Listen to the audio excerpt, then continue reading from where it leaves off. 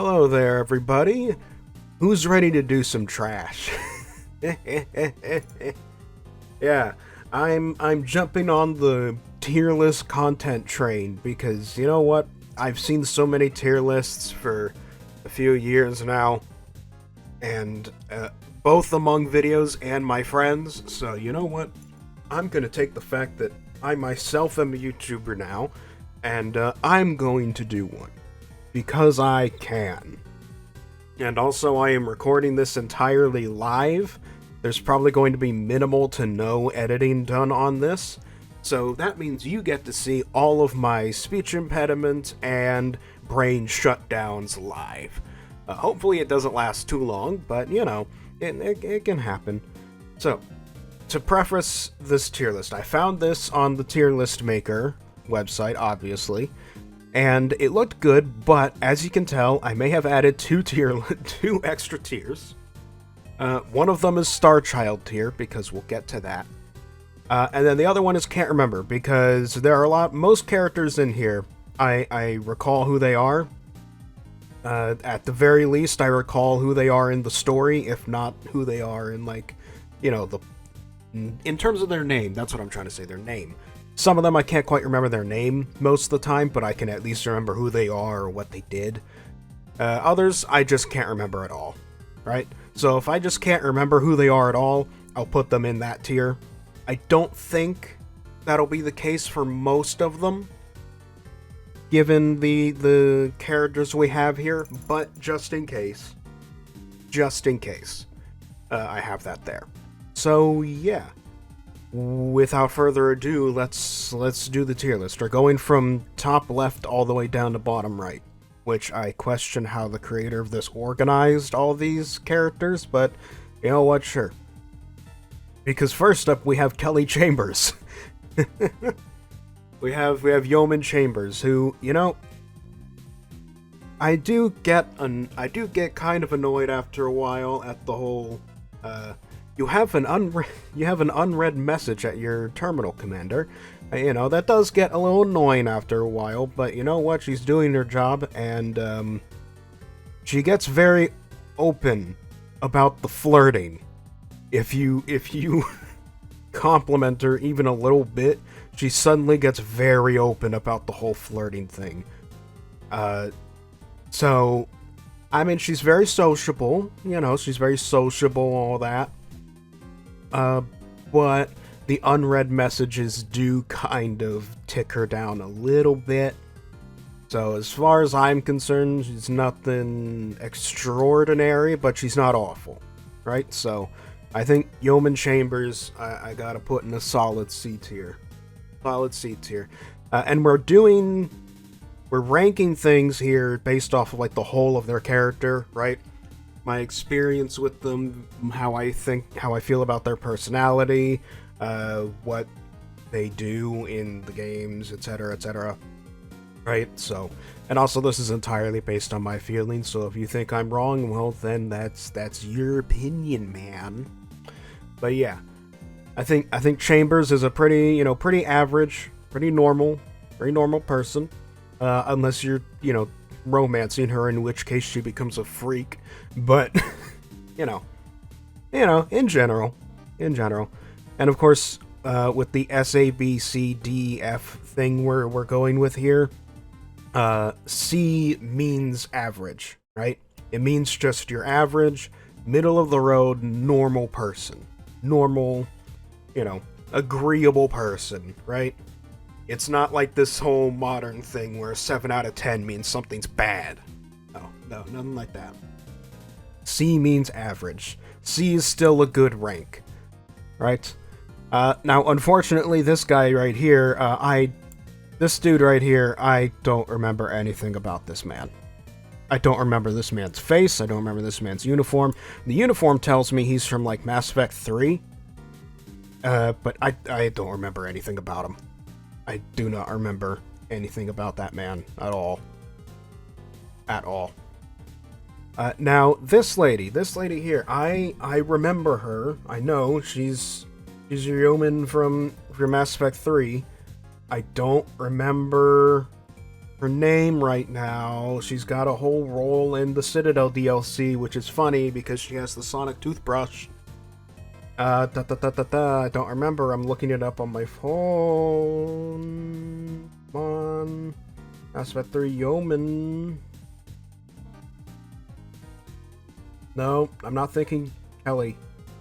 Who's the other person? Who's the other person? I don't remember her name. But she's basically a better Kelly Chambers, so I put her in B tier. Like, she has the whole... Mainly because of everything she does in Citadel DLC. Like, the Citadel DLC is what puts her above Kelly Chambers, because it gives her... It just gives her a whole new layer to her personality. It gives her plenty of times to express herself, you know? Like the toothbrush incident. So, she's a B tier. She's a solid B tier. She's an improved Kelly. Conrad. Oh, poor Conrad Werner. Oh, poor Werner. You try your best, no matter how much you fail. No matter how much. He's trying his best, man. He's like a dog. He really is like a dog. He's just trying his best. And you know what? For that, I give him a solid B.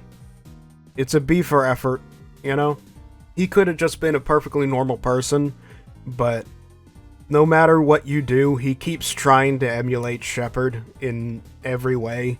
So even if you use renegade options to try and get him to back off, he won't. He'll just emulate the renegade behavior instead, so you have to just guide him along with a better personality. Oh, poor Conrad. Poor Conrad. He puts in the effort, he just doesn't succeed, so he gets a solid B. Arya. Arya's a solid scumbag. I'm gonna put her in A. A for Arya, but also, A for Arya is a complete scumbag. Obviously. Right? Criminal mastermind. Someone who's more than willing to just murder people who get in her way, right? She's been doing it for literal centuries. She's the reason Omega is the cesspit that it is. I imagine Garrus would be more than happy to shoot her dead if he had the opportunity. Unfortunately, she's also a very useful asset in dealing with Reapers and stuff like that, so just kind of stuck with her. Including going through, you know, Omega DLC and all that stuff. But yeah. So Arya, A for Arya. A for Arya is a murderous scumbag. She's got great character. She's got a good personality to just watch. And, you know, for someone that you're supposed to want to shoot whenever you talk to her, yeah, sounds about right. She gives you more and more reasons to want to shoot her every time you talk with her, so I'd say the writing succeeded. Admiral Hackett. Hackett, I question how Hackett got to the position that he did. I really do. Because Hackett, he believes Shepard's stories way too much. Like, he does not question Shepard at all. Anytime something big with the Reapers happens, like in the Arrival DLC, he openly just hands the report back to Shepard. And he's like, you know, I don't need your report to know you did the right thing. It's like, dude, I think you're gonna want the report. You're gonna want some sort of verification of what happened. I don't think you need just word of mouth to believe Shepard. I mean, Shepard started this whole adventure by having visions. And I mean, you gave him the benefit of the doubt and it worked out, but still. Like, you gotta be able to ask for proof somewhere along the line, you know? I don't know where he got to his position, and I rarely see him take real action like I do someone like Captain Anderson, so I don't know, he seems a little too gullible for an admiral. I'm tempted, I don't know. He's in like either low C or upper D tier just because his voice sounds really cool. You know what? C tier. His voice saves him. The voice saves him. He's way too gullible to be an admiral, but at the same time he sounds really cool. So we're gonna give him C tier for the female Krogan, Eve, that was her name, Eve, yes, female Krogan. Eve, we are also putting in A tier. Eve is awesome. I remember from Mass Effect 3, the whole thing working with Rex and reestablishing the clans, and if I remember, she beats the shit out of someone before. At least she hurts someone in that, because, you know, she's still a Krogan. And Krogan are inherently badass creatures, female or otherwise. And Eve also has, you know, some actual wisdom in her, so she can actually be like a restraint on Rex, or someone who can actually handle statesmanship, because I'm gonna be honest here, I don't think Rex can handle statesmanship for very long. So it's good that he's got Eve with him. Eve is the stabilizing factor, the angel on Rex's shoulder. But that angel is still very much capable of wielding a shotgun just in case, you know? So yeah, Eve is A tier. Bailey, Captain Bailey, we're gonna do B for Bailey. We're gonna do B for Bailey. He doesn't have much going on before, you know, he only shows up in Mass Effect 2 and onward, if I remember right. No, yeah, I don't think he shows up in Mass Effect 1. He only shows up in 2 and onward, and you know what? He's a little corrupt. He's got a bit of that corruption, right? Because you learn about that when you talk to him in regards to Thane and Garrus' loyalty missions. He's got a little bit of that corruption in him in the underground stuff, but he's got his morals, he's got his principles, and he sticks to them. And all in all, what he's doing is everything he does is still for the good of the little guy in the Zakera ward, right? So, you know, he gets a solid B. He gets a solid B. He's a stand-up guy. He's just willing to get his hands a bit more dirty than most. Kai Lang? No. Kai Lang is a nothing character. Kai Lang is F tier immediately.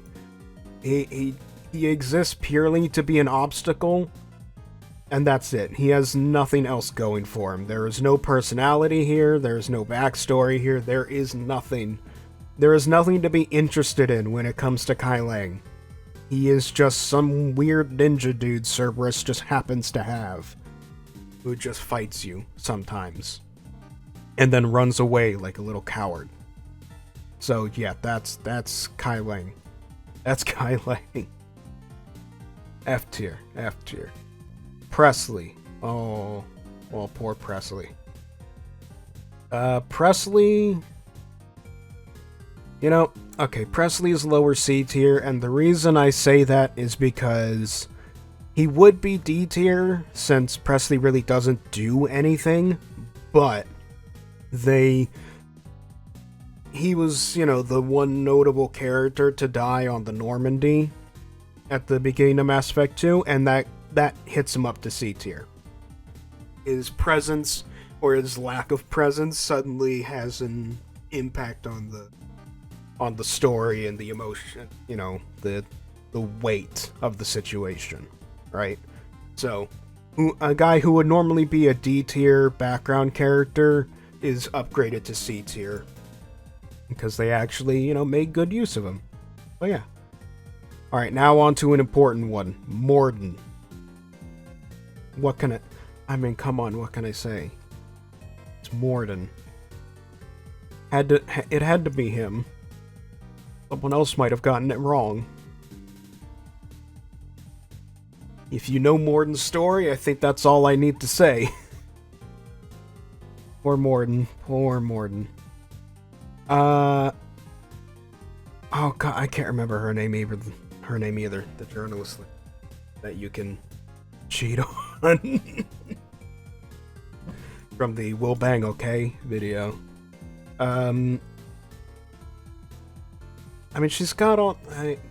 the whole romance thing is funny, but I don't remember there ever being much to her character truly beyond being able to do the funny romance thing. I never thought much of her character at all. She just kind of existed on the ship for me most of the time, so I'm like, okay, sure, I guess she's here, you know? She just kind of exists. You know, she can be interesting to talk to sometimes, but that's about it.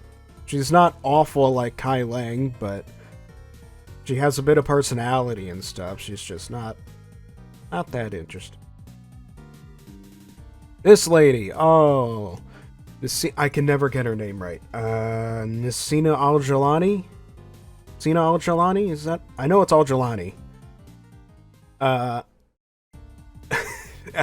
She goes in the upper F tier because she's funny. Now, she's an asshole. She's a complete prick, and that's the point. But she's funny. The incidents with her are funny. So she sits in F tier because she's a horrible person. But she sits in the upper F tier because funny.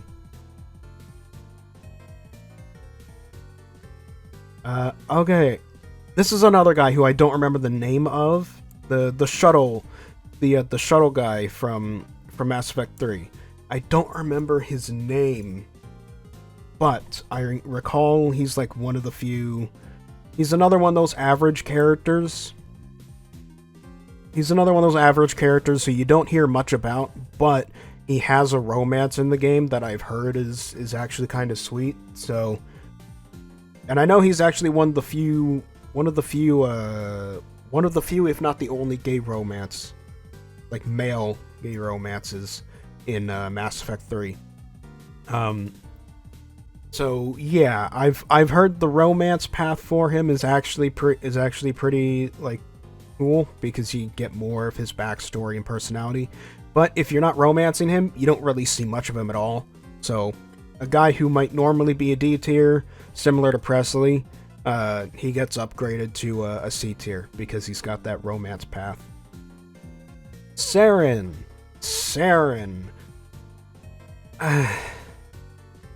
Oh, God, Saren. I'm gonna be honest. Nope, hold up. Come on. There you go. Saren goes in the upper D tier, I think. And simply because Saren is a moron. He is a moron. Like, the guy goes through the entire game thinking he is so smart. He is this cool mastermind. He's gonna save the galaxy by helping integrate the species of the galaxy with the Reapers and all this. And he has convinced himself he's in control and all this stuff. And it's like, man, a human managed to talk you into killing yourself almost twice. Like, he was contemplating it in the first encounter on Vermeer. We saw that. He was contemplating it if you passed the speech check. He was considering. And then he actually does it if you pass the speech check in the final fight. And it's like, man, you're just an idiot. You really are just a moron who fell for all this Reaper crap. I don't know how he fell for all this Reaper crap to begin with, but he didn't think twice about it, apparently. So yeah, Saren, he is all aesthetics, no brains. No brains. Neat aesthetic, no thought put into any of it. Elusive Man is a little bit similar, but he's essentially a better Saren. Mainly just because it takes longer for the Elusive Man to end up being indoctrinated. Just takes longer, so we'll put the Elusive Man up here. Up in B tier, because he's got the cool aesthetic. I love the aesthetic. right? That Cerberus station where he's just looking out at the sun, at that weird sun thing, as well as the fact that he's voiced by Martin Sheen, whose voice is amazing. And also the fact that as a, he's a good antagonist. He's a really good antagonist because it's that whole untouchable kingpin thing going on. You can't find him, he'll always be able to find you, etc. He's actually smart, unlike Saren. He's actually intelligent, and it takes a while for him to end up to falling to indoctrination. So, Elusive Man gets a B tier. Probably the best, actually, you know what? A tier, because I think as far as, I'd say A tier because as far as villains go within Mass Effect, I'd say he's almost certainly a better villain than, a more compelling villain than even the Reapers themselves. Just because you have so much time to interact with him and see how he behaves and thinks, whereas the Reapers just kind of appear when it's time for a real big moment, right? He's a more compelling villain than the Reapers as well, so Elusive Man goes in A tier. This one Varen on Tuchanka. S tier. He's a very good boy. I don't remember this. I don't remember who this lady is either. I remember her face. Oh no, she's the spy lady from the Citadel DLC. I think, yeah. You can take her on on the date thing. Yeah, I don't remember too much about her, so I think we're gonna keep her and can't remember. I don't think I remember enough to judge, unfortunately. Apologies. The Star Child. This is why I created Star Child tier and why it's below F. It's the Star Child. Fuck the Star Child. The Star Child was a horrible idea in every possible way. We don't need some AI thing with a god complex that's like, I am the Star Child. I am the one who orchestrated everything. I am the force behind all the Reapers, and it's like, no. Stop it. The Reapers are cool enough as a villain without having this thing trying to, directing them and claiming to have morals over it and all that. If the Reapers were just these ancient machines that effectively went rogue and are just repeating their programming over and over again every 500,000 years, that would make sense. That's already interesting enough, right? Machines that effectively, how do I describe it? It's that almost like a Grey Goo situation, but that's self-replicating machines. But the Reapers do kind of self-replicate. Not really. No, not at all. What am I thinking? Either way, the idea of the Reapers as just ancient AI that have gone rogue and are just, cycling through what they think they should be doing is already a compelling enough threat, right? If anything, it's more threatening because there's no reasoning with Reapers, right? There'd be no reasoning with them if they're just doing what they're programmed to do, which is, preserve organics by harvesting them and turning them into Reapers, right? That's all, and that was kind of what was implied was happening in Mass Effect 2 with the whole human Reaper thing. But with the introduction of the Star Child, nope, now the Reapers have morals, and they have beliefs about what organics are and how inferior organics are and all this. No. It's so stupid. You're giving personality to something that doesn't need it. It genuinely does not need personality. So yes, the Star Child is in Star Child tier, and it is below F. Fuck the Star Child. Grunt. S tier. He is Grunt. He is the perfect Krogan. He is wonderful. It's gonna be hard for me to rate most squad mates low on this thing, but Grunt is just great. Every interaction Grunt has is amazing. He's amazing. I don't know what else to say. He's just that fun. He's fun, you know? The fact that he's obsessed with his whole being the perfect Krogan thing, and him basically being a child, a very, very dangerous child, makes him very fun to have around. I mean, I have on my Stream Deck here, I have an entire page on my Stream Deck that's nothing but soundboard buttons of various quotes from Grunt while he was drunk during the Citadel DLC, during the party. Because I believe that's also the time Grunt threw himself out a window at some point and climbed the Krogan statue in the Citadel Presidium. Why? I don't know. Just felt like it. But yeah, I have all these, like, let's see. What should I... I can stop bullets with my mind! You know? Drunk Grunt is fun. Grunt is fun, Drunk Grunt is fun is even better, you know? So yeah, Grunt is S tier. Grunt is amazing. Samara. I mean, Samara's cool, but she doesn't... I mean, her I think it's the fact that she's got the stoicism and all that. I'd say she's at least a solid B tier. Like upper B tier, I'd say. I think it's just the fact that her character never got developed all too much beyond the stoic Justicar type thing, which makes sense. I mean, being a Justicar basically locks you into this lifestyle forever, right? So, and that way of thinking forever. So, it makes sense. It's just, it makes her a little bit more one note than most companions.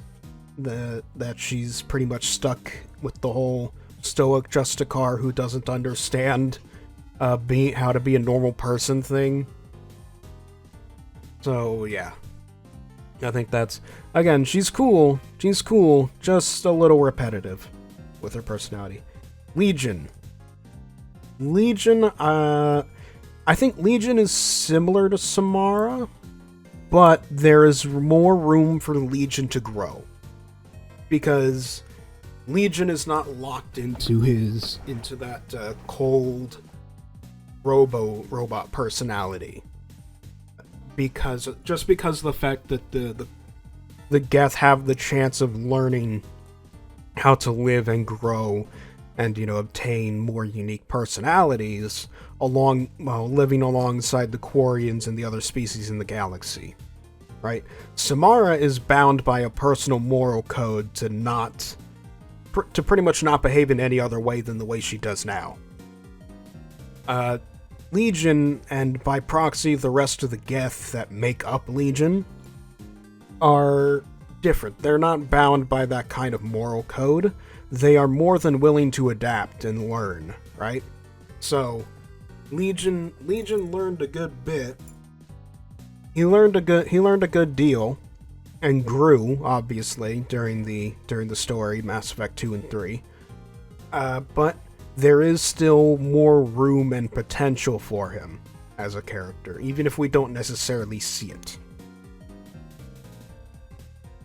Kasumi, I'm gonna put Kasumi in D tier, honestly.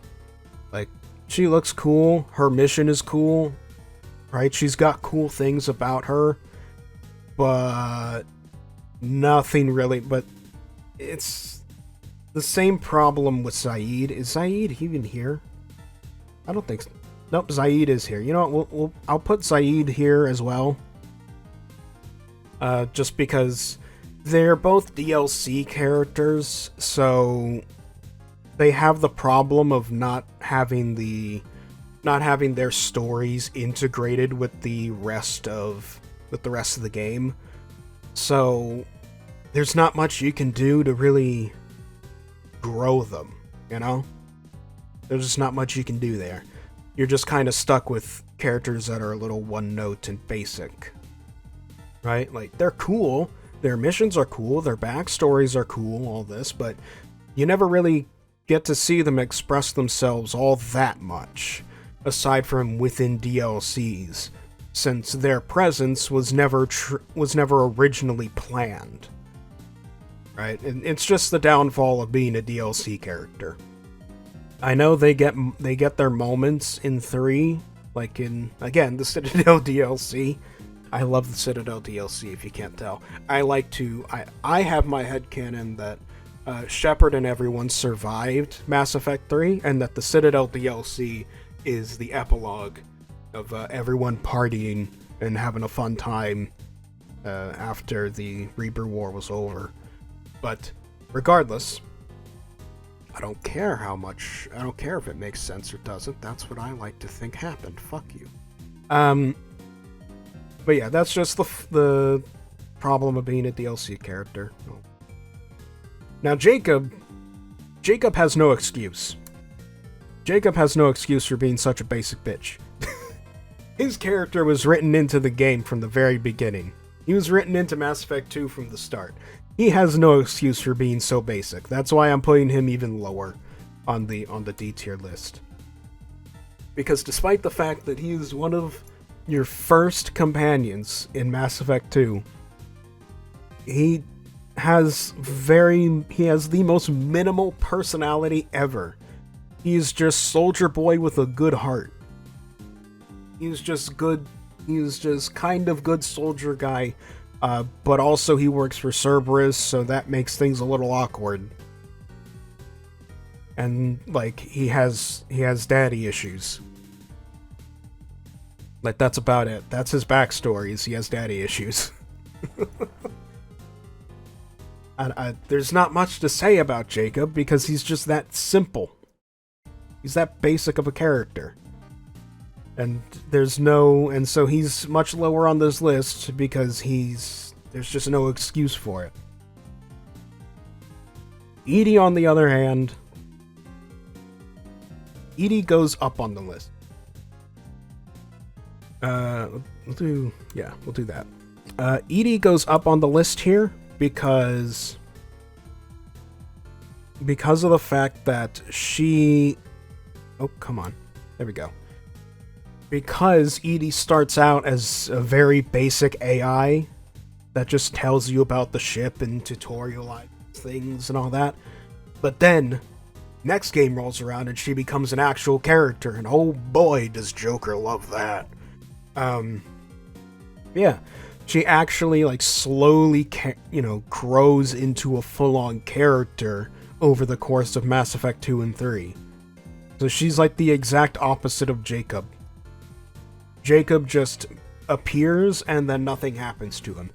EDI appears and then just keeps growing. She keeps developing more and more. It's great. Dr. Chakwas? I'd say I'd put Chakwas in the average tier, in the normal person tier again, right? She's a respectable doctor. She's got good intentions. She can't help but try and help people who are hurt, especially in space, right? She's got a very caring, like almost motherly relationship, it looks like, with Joker. She really wants to make sure Joker's okay because of the whole brittle bone syndrome and all that. Kepler syndrome, I think it was called. Yeah. She's very nice. Very cool, very nice. You don't see much of her, but when you do, it's nice. So, she gets a solid C. Udina?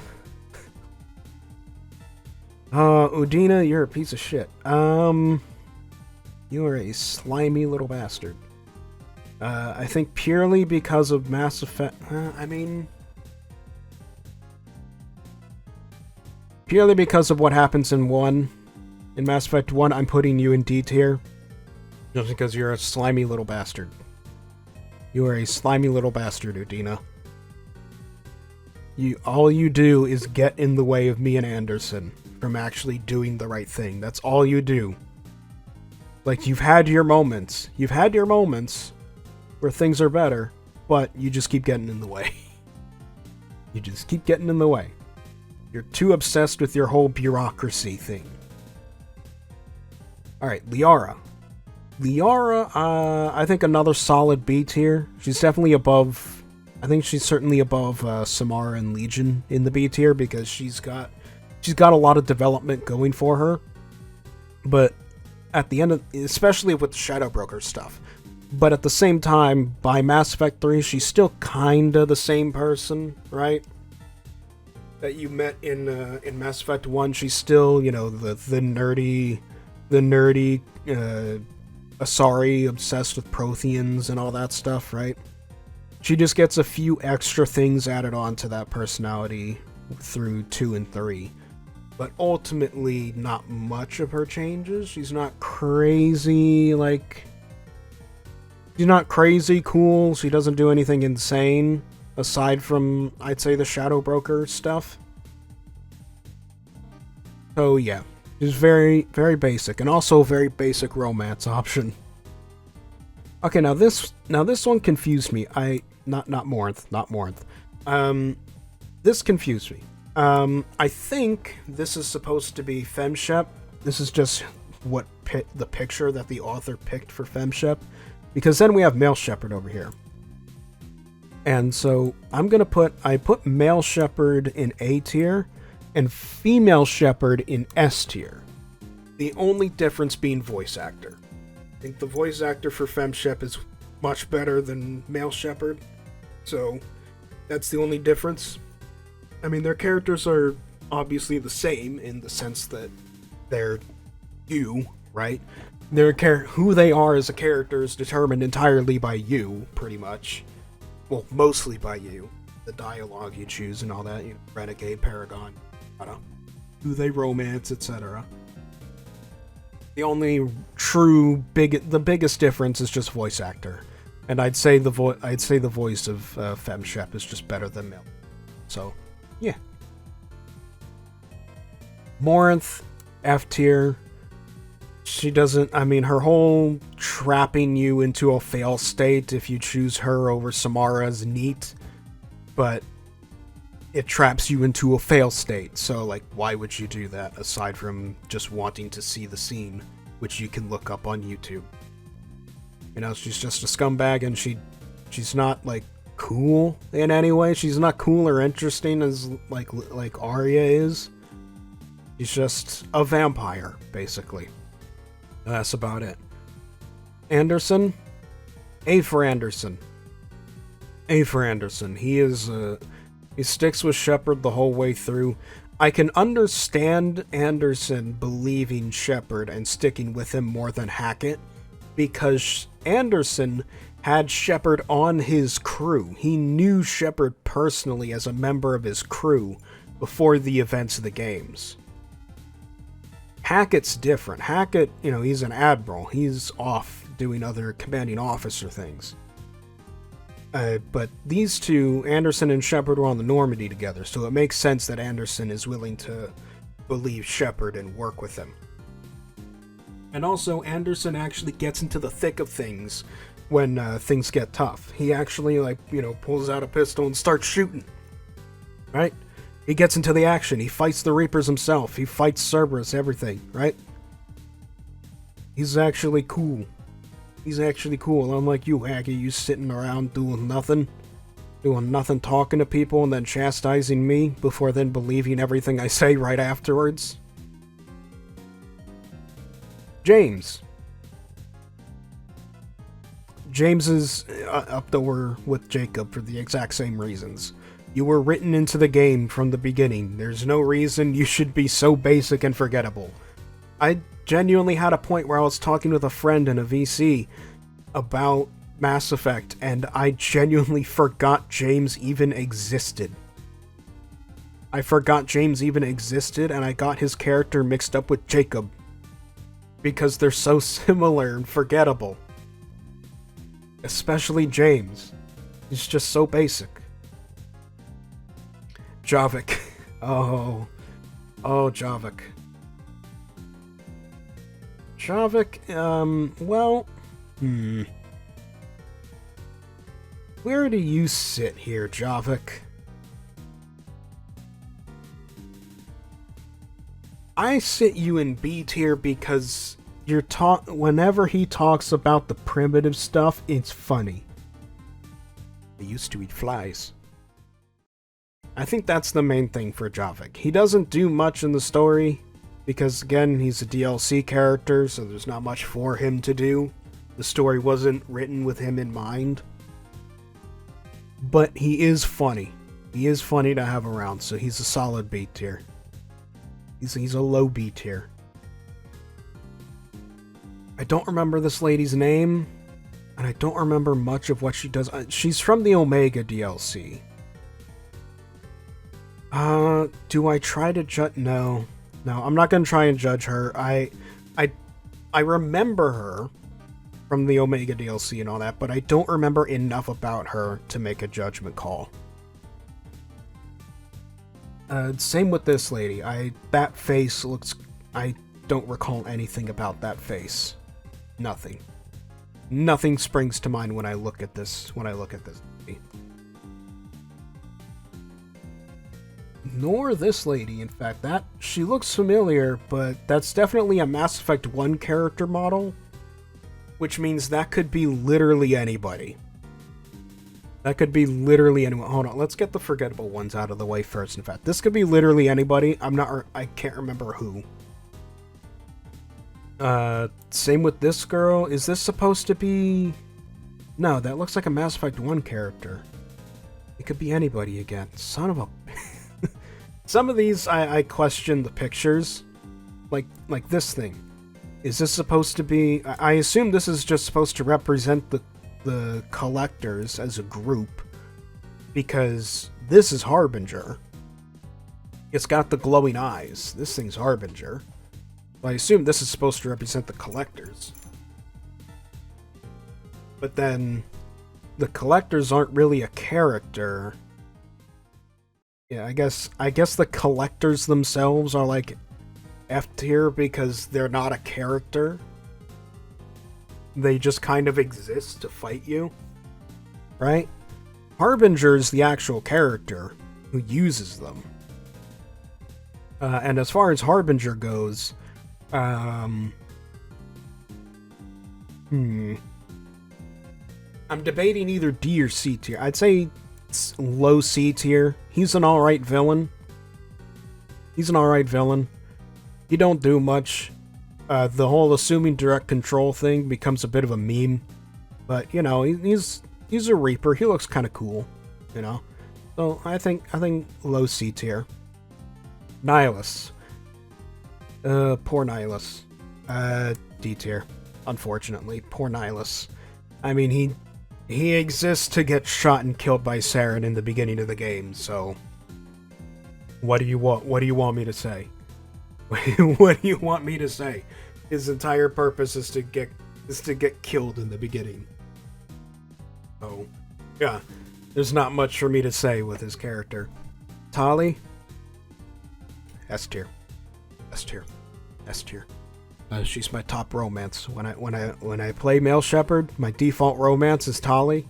If I'm not explicitly going out of my way to romance someone else, Tali is my default. I can't. The nerdy Quarian girl, I love it. I love the nerdy Quarian girl who eventually grows and becomes a leader for her people and a liaison between her people and the Geth, right? Like, she goes from quiet nerdy Quarian girl with a shotgun to loud nerdy Quarian girl with the shotgun who's now leading part of her people's military. Sort of, kind of, a little bit, Unless she decides to join up with you if you romance her, right? She can decide to join up with you as well. Now, I'm surprised these two were picked up. They're the engineering duo. In Mass Effect 2, these two are the characters down in engineering next to Tali that you can talk to. I'm surprised they got picked up, but I have interacted with them, and I'd say they are also, solid C tier alongside the other, normal people. They're cool, they're normal, You know, you can play cards with them and win. And they'll make jokes about it. They have a cool little romance that develops over time as you interact with them. It's nice. It's nice. Oh yeah, also on the subject of Tali, Garrus is also S tier. If I'm playing FemShep, Garrus is my default romance. Garrus is my bro. He's cool. And also it's really sweet that if you don't romance either Tali or Garrus, they'll hook up. And you can catch them. You can spot them having their own little romance moment while you're walking around the ship. I'd say Rex is also S tier for similar reasons as to why Grunt is S tier, because Krogans are just really fun to watch, and Rex especially. Once you get a history between him and Shepard, and they start cracking their jokes and having each other's backs and all that, it's great. The relationship there is great. I love it. Thane. Now, I know there is a certain someone in my community who wants Thane to be an S tier because he is their favorite. And you know what? I think I'll put him there. I will put him there because he's S tier in the opposite way of Rex or Grunt, in the sense that it's not that you're having fun while you're around him. It's that it's very dramatic when you're around him. Right? Like, things start to turn into a bit of a soap opera when you're around Thane because of Thane's whole situation, right? The terminal illness, wanting to make sure he leaves behind a good legacy for his son, everything like that, right? So Thane is also a very well-written character in the more dramatic sense. If you get what I'm saying, if you're picking up what I'm putting down, you know? But yeah. Miranda, I don't like Miranda. Miranda's a squad mate, so she gets points above most other characters, but she's still gonna be in C tier. Just because I don't like Miranda. I think she's a very basic bitch, and she's very arrogant. She's very arrogant, and I don't like her. I find her to just be an asshole most of the time. She's not the fun kind of asshole. The fun kind of asshole, Jack. Yeah. Jack is the fun kind, right? The one who just tears shit up because she feels like it and all that. I'm currently, in my current streams, I'm even romancing her. I'm choosing to romance Jack for this one. And it's great. It's great. It's literally the I can fix her thing, and you do. You do fix her. She becomes a teacher. She becomes a teacher for biotic kids so that they don't become all messed up like her. It's great. I love it. She's definitely getting up there as a romance choice. Opposite to her would be like Ashley. I was trying to, in Mass Effect 1, I was trying to just get some dialogue options to, learn more about characters' backstories and stuff. Ashley took that as flirting. Ashley apparently has bricks for brain, has a brick for a brain, because she took that thing as flirting and she started calling Shepard Skipper. And she just couldn't get it through her head that Shepard was not interested. That he was interested in Jack instead. She just never understood, and then she got pissed off at Shepard when he came back to life. And all this stuff, and it's like, no. I am putting Ashley in F tier mostly as a joke here, purely because of my playthrough.